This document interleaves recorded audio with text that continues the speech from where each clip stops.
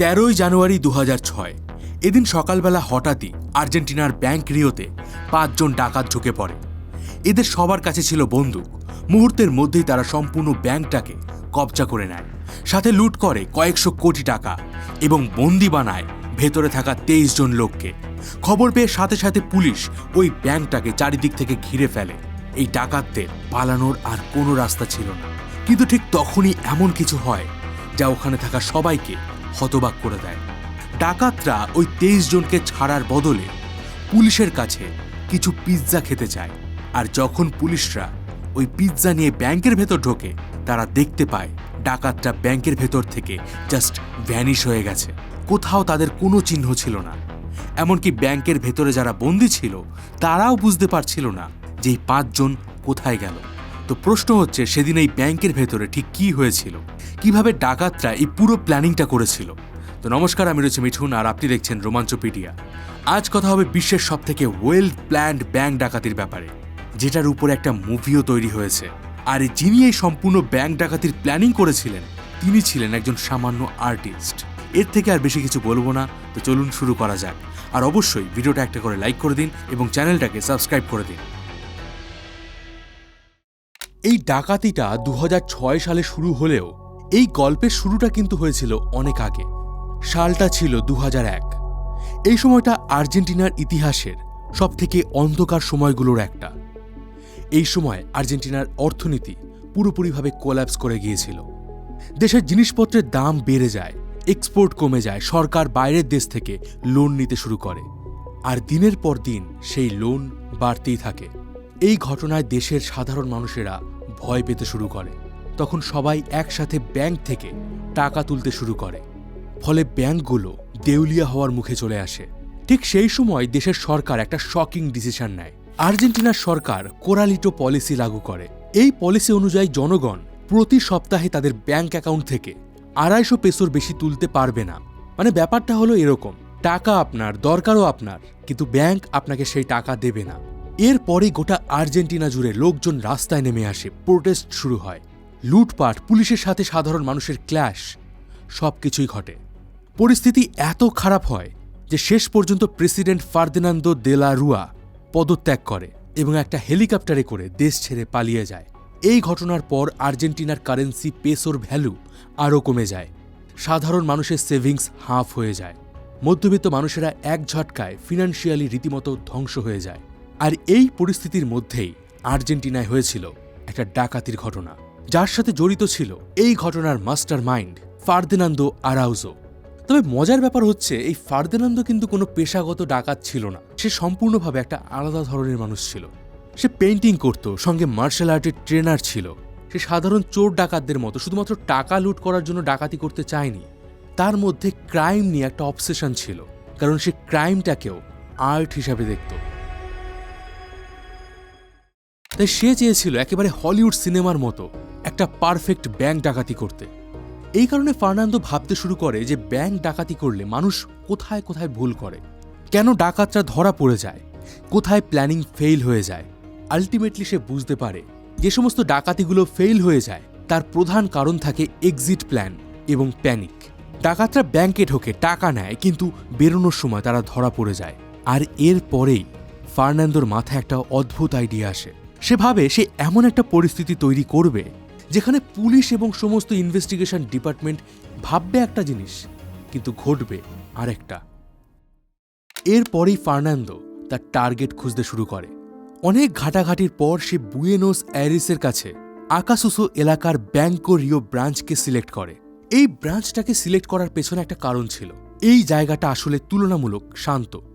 চারিদিকে প্রচুর লোকজন বসবাস করলেও এই এলাকাটা তুলনামূলক শান্ত ছিল। এই এলাকায় পুলিশের পৌঁছাতে একটু বেশি সময় লাগত। তাই ফার্নান্দোর চোখে এই জায়গাটা একেবারে পারফেক্ট ছিল। এরপর থেকেই সে বারবার কাস্টমার সেজে বিভিন্ন কাজে ব্যাংকে যেত। কখনো লাইনে দাঁড়িয়ে, কখনো ফর্ম পূরণ করার ভান করে সে পুরো জায়গাটা খুঁটিয়ে খুঁটিয়ে দেখত। কোথায় ক্যামেরা আছে, গার্ড কখন হাঁটে, দরজা কিভাবে খোলে, ভল্ট কোথায়, সেই সমস্ত কিছু তার মাথায় গেঁথে গিয়েছিল। দিনের পর দিন, সপ্তাহের পর সপ্তাহ সে ব্যাংকটাকে মুখস্থ করে ফেলে। এরপর সে কোনোভাবে ব্যাংকের ভেতরে লেআউট, ভল্ট, লকার সিস্টেম কোথায় রয়েছে, এই সমস্ত কিছু খোঁজ খবর নিয়ে নেয়। এটা তো গেল ব্যাংকের ভেতরের কথা। ফার্নান্দো ব্যাংকের বাইরের পরিবেশটাকেও ভালোভাবে অবজার্ভ করছিল। সে প্রতিদিন ব্যাংকের আশেপাশের এরিয়াগুলো ঘুরে দেখত, বোঝার চেষ্টা করত যে কোন দিক থেকে ব্যাংকে ঢুকলে সে আরামসে লুট করে বেরিয়ে আসতে পারবে। এই সময় ব্যাংক লুট করার জন্য ফার্নান্দোর সামনে দুটো রাস্তা খোলা ছিল। একটা যখন রাতে ব্যাংক বন্ধ থাকবে, আর একটা হলো দিনের বেলায় যখন ব্যাংক খোলা থাকবে তখন। প্রথম দিকে সে রাতের বেলায় ব্যাংক ডাকাতি করার প্ল্যানিং করে, কারণ রাতের বেলায় তুলনামূলক কম লোকজনের নজর এড়িয়ে ব্যাংকে ঢোকা যায়। তাই রাতের বেলায় লুকোনোর ঝামেলা নেই, পুলিশকে ডিস্ট্র্যাক্ট করারও দরকার নেই, শুধুমাত্র চুপচাপ ঢুকে লকার ভেঙে চুরি করে বেরিয়ে যাওয়া। কিন্তু সমস্যা হচ্ছে রাতে চুরি করতে গেলে দরকার একটা সুড়ঙ্গ। তাই ফার্নান্দো ঠিক করে সে ব্যাংকের কাছেই একটা ছোট বাড়ি কিনবে, আর সেই বাড়ির নিচ থেকে ব্যাংক পর্যন্ত সে সরাসরি একটা সুড়ঙ্গ বানাবে। কারণ সে জানত ব্যাংকের বেসমেন্টে লকার রয়েছে, যার মধ্যে বহু মূল্যবান সম্পত্তি রয়েছে, টাকা পয়সা, গয়না, কাগজপত্র, অনেক কিছুই রয়েছে। এই প্ল্যানটা শুনতে তো সহজ মনে হচ্ছে, কিন্তু এটা বাস্তবে ছিল বেশ কঠিন। কারণ একটু ভুল হলেই সুড়ঙ্গ ধসে পড়তে পারে, অথবা ভুল জায়গায় গিয়ে সেই সুড়ঙ্গটা উঠতে পারে। একদিন ফার্নান্দো ব্যাংকের সামনে দাঁড়িয়েই এই সমস্ত হিসাব করছিল।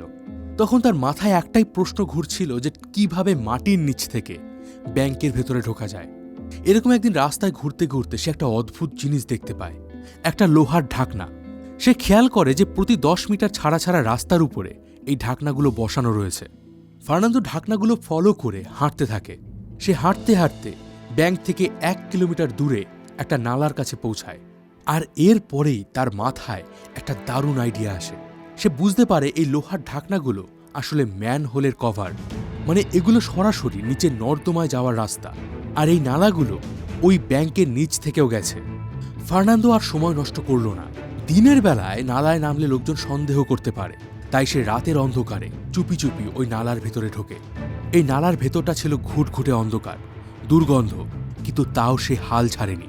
কিছুদূর এগোতেই সে বুঝতে পারে এই নালার ভেতর থেকেই সে ব্যাংকের কাছে পৌঁছাতে পারবে। কিন্তু এখানেও একটা বড় সমস্যা ছিল। নালার ভেতর থেকে ঠিকঠাকভাবে দেখা যাচ্ছিল না যে ব্যাংকটা ঠিক কোন জায়গায় রয়েছে। সুতরাং সে বুঝতে পারছিল না যে ঠিক কোন জায়গা থেকে তাকে সুড়ঙ্গ খুঁড়তে হবে। আর এই সুড়ঙ্গ খুঁড়তে যদি একটুও ভুল হয় তাহলে হয়তো সে ব্যাংকের পাশে অন্য কোনো বাড়িতে গিয়ে উঠবে, আর সেটা হলেই সব প্ল্যানিং শেষ। তাই ফার্নান্দো একটা অদ্ভুত ব্রিলিয়ান্ট টেকনিক ইউজ করে।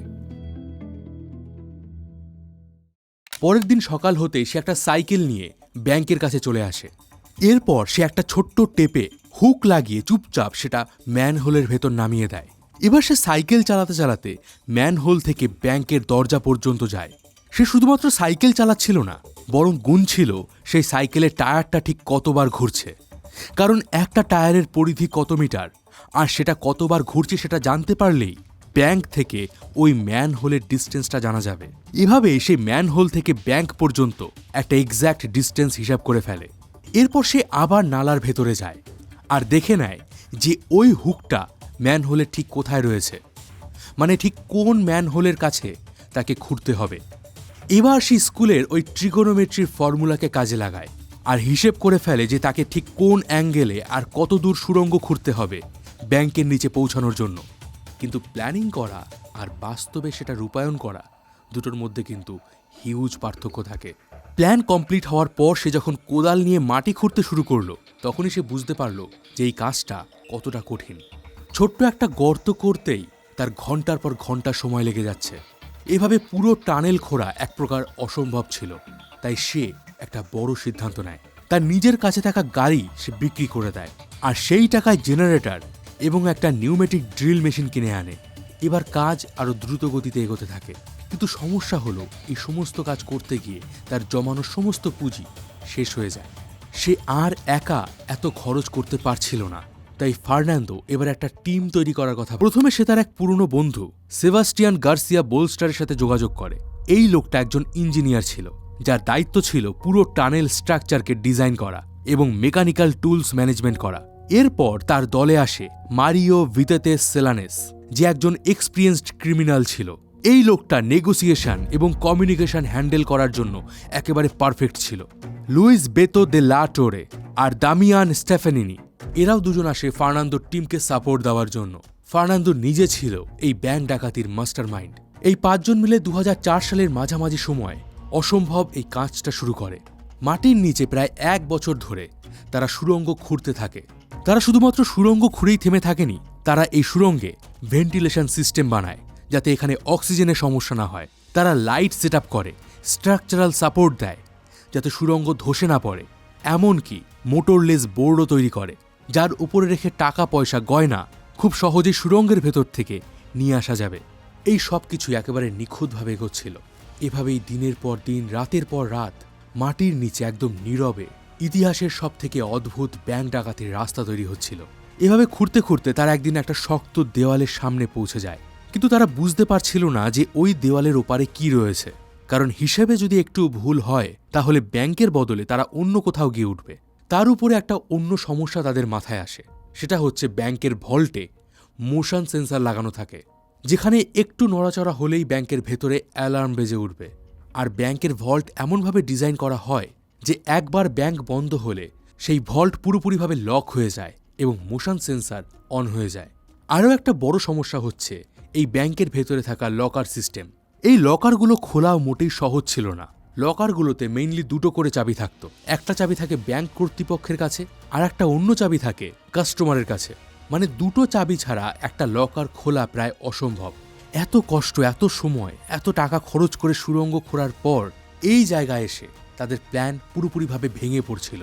সব কিছুই যেন তাদের কাছে এক মুহূর্তের জন্য ইউজলেস হয়ে যায়। ফার্নান্দো নিজেই ভাবছিল যে হয়তো তার প্ল্যান আর কোনোদিনই সাকসেসফুল হবে না, কিন্তু ঠিক তখনই তার মাথায় একটা নতুন আইডিয়া আসে। এমন একটা আইডিয়া যেটা হয়তো এর আগে কখনো কারোর মাথায় আসেনি। সে 2টো প্ল্যানকে একসাথে মার্জ করার কথা ভাবে। মানে দিনের বেলায় ব্যাংকের ভেতরে ঢুকে সবাইকে গান পয়েন্টে রেখে সমস্ত টাকা পয়সা চুরি করে সুড়ঙ্গ থেকে পালিয়ে যাওয়া। আর এই একটা আইডিয়াই পুরো খেলাটাকে বদলে দিয়েছিল। কিন্তু এখানে একটা ব্যাপারে ফার্নান্দো একেবারে অটল ছিল। সে চাইতো না এই ডাকাতিতে কারোর প্রাণ যাক, তাই সে একটা রিস্কি সিদ্ধান্ত নেয়। সে আসল বন্দুকের বদলে খেলনার বন্দুক ব্যবহার করে, কারণ তারা জানতো যদি তাদের এন্ড থেকে গুলি চলে তাহলে পুলিশ তাদের উপর গুলি চালাতে এক মুহূর্তের জন্য ভাববে না। ইভেন তারা যদি ধরা পড়ে যায় তাহলে নকল বন্দুক থাকলে তাদের শাস্তি অনেকটা কম হবে। তাই এই ঝুঁকি নিয়েই তারা তাদের ফাইনাল প্ল্যানিংটা তৈরি করে। 500 দিনের নিখুঁত প্ল্যানিং আর প্রায় 350 দিনের কঠিন পরিশ্রমের পর সেই দিন আসে 13ই জানুয়ারি 2006। এই দিনটা সকালবেলায় অন্যান্য দিনের মতো সাধারণ ছিল। বাইরে মানুষ তাদের কাজ নিয়ে ব্যস্ত ছিল, কেউ অফিসে যাচ্ছে, কেউ দোকান খুলছে। তখনও পর্যন্ত কেউ ভাবতেই পারেনি যে ওই এলাকায় কি ঘটতে চলেছে। সেদিন সকাল যখন 7টা বাজে, শহরের বেশিরভাগ লোক তখনও ঘুম থেকে ওঠেনি। এই সময় সেবাস্টিয়ান চুপচাপ গিয়ে ওই সুড়ঙ্গের মধ্যে ঢুকে পড়ে, যেটা তারা মাসের পর মাস ধরে খুঁড়েছিল। আর এই সুড়ঙ্গটাই কিন্তু ছিল এদের প্ল্যানের ব্যাকবোন।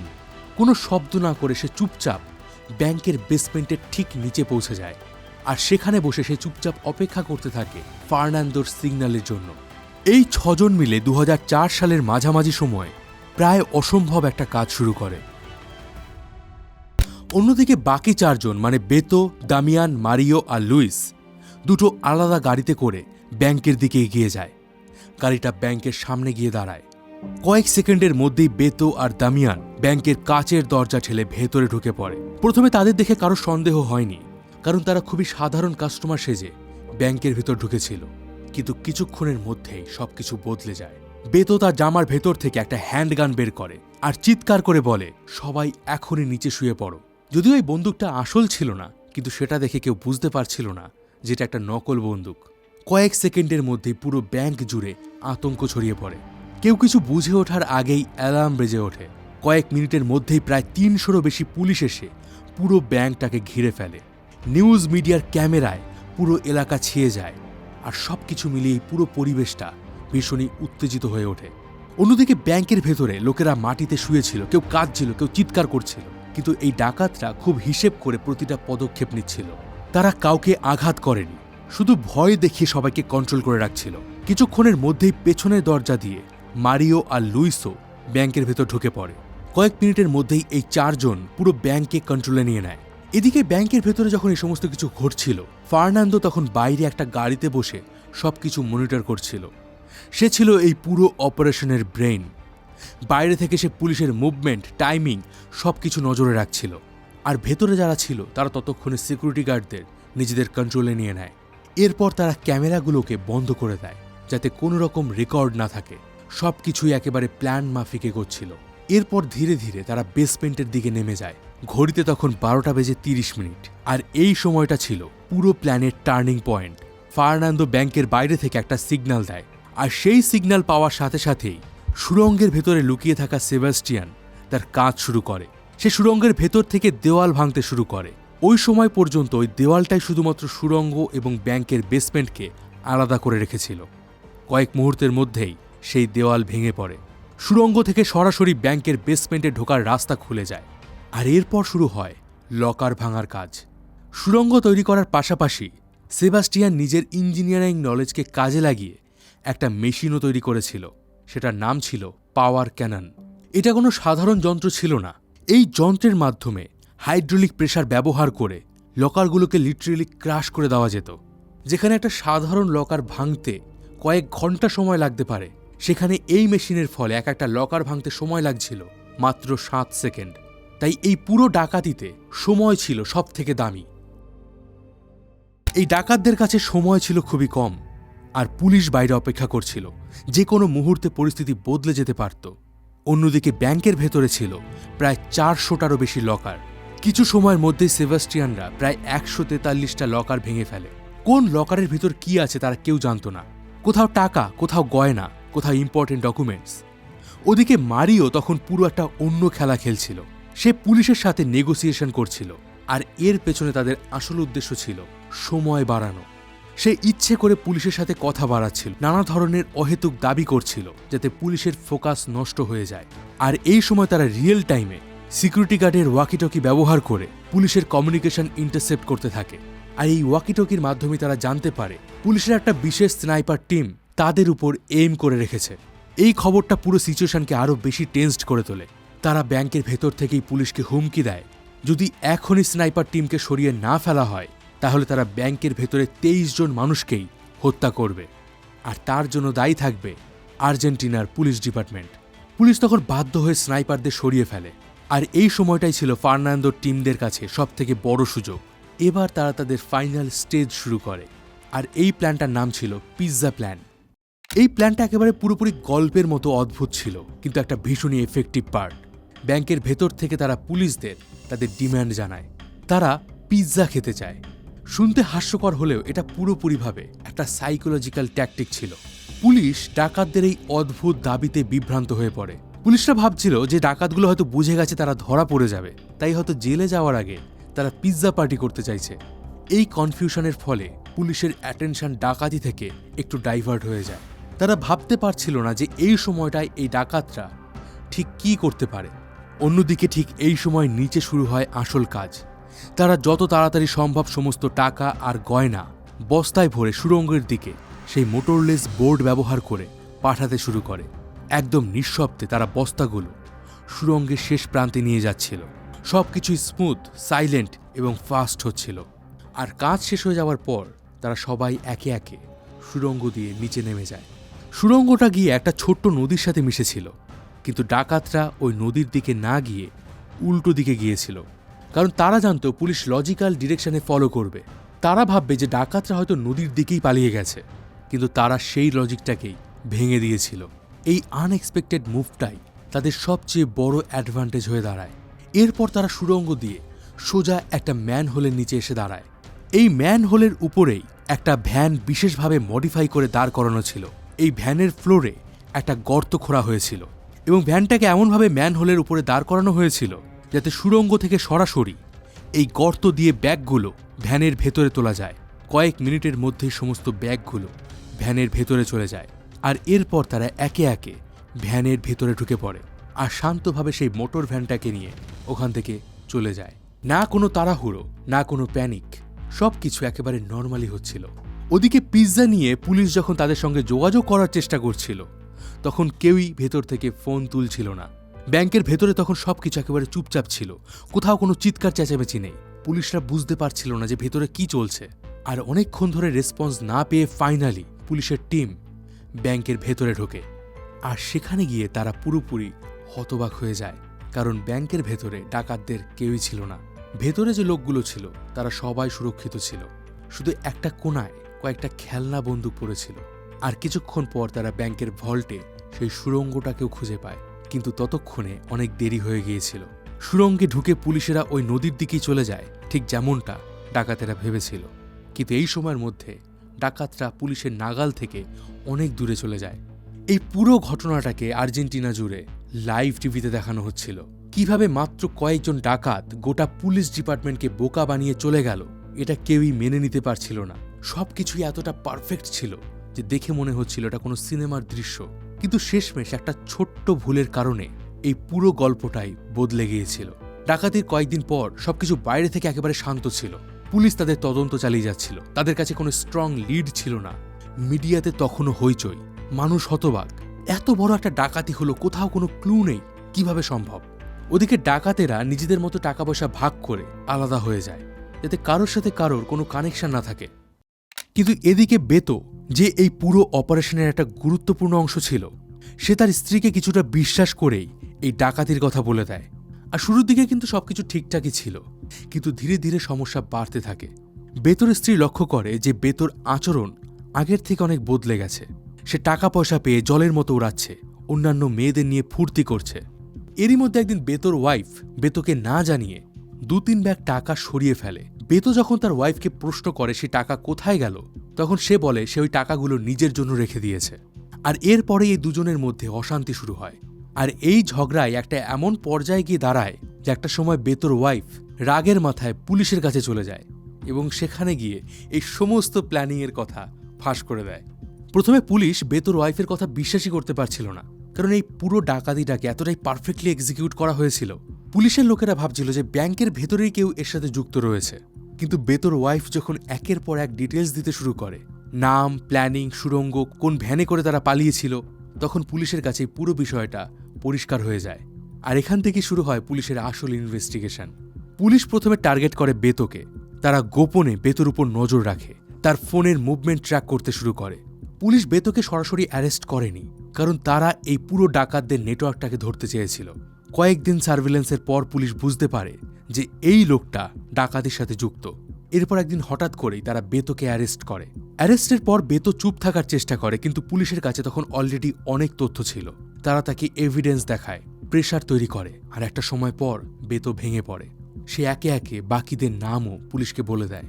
আর বেতোর ফোন থেকে পাওয়া কল রেকর্ডস থেকে বের করে একে একে সবাইকে পুলিশ আইডেন্টিফাই করে। ফার্নান্দো, যে বাইরে বসেই পুরো অপারেশনটাকে কন্ট্রোল করছিল, তাকেও পুলিশ আইডেন্টিফাই করে। এক একজন করে সবাইকে অ্যারেস্ট করা হয়। কেউ বাড়িতে, কেউ রাস্তায়, আবার কেউ লুকিয়ে থাকার সময় ধরা পড়ে যায়। আর সবাইকে যখন একে একে জেরা করা হয়, পুরো গল্পটা পুলিশের কাছে পরিষ্কার হয়ে যায়। কিভাবে তারা 500 দিন ধরে সুড়ঙ্গ খুঁড়েছে, প্ল্যানিং করেছে, পাওয়ার ক্যানন বানিয়েছে, কিভাবে পুলিশকে পিৎজা প্ল্যান দিয়ে বিভ্রান্ত করেছে। এই সব কিছু তথ্য একে একে বেরিয়ে আসে। আর পুলিশ যখন এই পুরো ঘটনাটাকে রিকনস্ট্রাক্ট করে, তারা নিজেরাও হতবাক হয়ে যায়। কারণ এটা কিন্তু শুধুমাত্র একটা সাধারণ ডাকাতি ছিল না, এটা ছিল একটা ইঞ্জিনিয়ারিং মাস্টারপিস, একটা সাইকোলজিক্যাল গেম, আর একটা পারফেক্ট টাইমিংয়ের খেলা। কিন্তু তারপরেও একটা ছোট্ট সাধারণ ঝগড়া, যেটা দুজনে মিটিয়ে নিতে পারত, সেই ঝগড়ার জন্য এই পুরো প্ল্যানটা ফেল হয়ে যায়। কোর্টে যখন এই কেসটা চলছিল, তখন একটা ইন্টারেস্টিং বিষয় সামনে আসে যে তারা আসল বন্দুক ব্যবহার করেনি। এই ডাকাতরা কাউকে শারীরিকভাবে আঘাতও করেনি। তাদের মেইন ইন্টেনশন ছিল টাকা নেওয়া। এই কারণে এদের সবার শাস্তি তুলনামূলক অনেক কম হয়েছিল। 2 থেকে 8 বছরের মধ্যেই তারা প্রত্যেকেই জেল থেকে ছাড়া পেয়ে যায়। তবে জেল থেকে বেরোনোর পর কিন্তু ফার্নান্দো আর একজন সাধারণ আর্টিস্ট ছিল না। সে হয়ে যায় আর্জেন্টিনার ইতিহাসের সেরা মাস্টার মাইন্ড। 2020 সালে এই পুরো ঘটনার উপরে একটা মুভি তৈরি করা হয়েছিল, হেইস্ট অব দ্য সেঞ্চুরি। যে মুভির সমস্ত স্ক্রিন প্লে, স্ক্রিপ্ট সে নিজে লিখেছিল। শুধুমাত্র তাই নয়, সিনেমার শুটিংয়ের সময় সে নিজে উপস্থিত থেকে অভিনেতাদেরকে শিখিয়ে দিত সেদিন ঠিক কিভাবে কার কি অ্যাকশন হয়েছিল, কিরকম এক্সপ্রেশন ছিল, সবকিছু। তার লেখা স্ক্রিপ্ট তাকে কোটি কোটি টাকার রয়্যালটি এনে দেয়। এছাড়াও সে তার এই ডাকাতির এক্সপিরিয়েন্স নিয়ে একটা বইও লিখেছিল, যেটা আর্জেন্টিনার বেস্ট সেলারের তালিকায় ছিল। তবে আজও ফার্নান্দো তার সেই পুরনো প্যাশন, মার্শাল আর্ট এবং ছবি আঁকাকে ছেড়ে দেয়নি। আর মজার ব্যাপার হচ্ছে সে কিন্তু আজ লোকচক্ষুর আড়ালে থাকে না। তাকে নিয়ে বিভিন্ন জায়গায় ইন্টারভিউ হয়, বিভিন্ন পডকাস্টে তাকে ডাকা হয়। সে আজকের দিনে একটা স্ক্রিন রাইটার, প্রযোজক এবং একজন মোটিভেশনাল স্পিকারের মতো জীবন কাটাচ্ছে। কিন্তু সবচেয়ে বড় যে ঘটনাটা সেটা হচ্ছে সেদিন কত টাকা চুরি হয়েছিল আর পুরো টাকার কতটা উদ্ধার করা সম্ভব হয়েছিল।